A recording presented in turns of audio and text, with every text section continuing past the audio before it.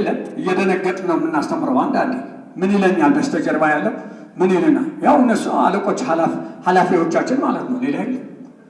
እናንተን አይደለም የምንፈራው፣ ኃላፊዎቻችን በአንድ ፊርማ ማባረር የሚችሉትን ነው የምንፈራው። እንደዛ ነው አባቴ። ሁሌ በስጋት ነው በቃ ሪስክ በቃ እንደዚህ አደጋ ይመጣብኛል እያለ እየፈሩ እየደነገጡ ምናምን በቃ ይህ ህይወት አይደለም፣ ሞት ህይወት አለ። እግዚአብሔር ከዚህ ያውጣል። ይህ ካለ በኋላ ነገር ግን ይላል አሁንም የሰራዊት ጌታ እግዚአብሔር ነገር ግን ዕለት ዕለት ይሹኛል ይላል። ምን ይላል? ዕለት ዕለት ምን ይሉኛል? ይፈልጉኛል፣ ይፈልጉኛል፣ ይጠሩኛል፣ ያመልኩኛል ይላል።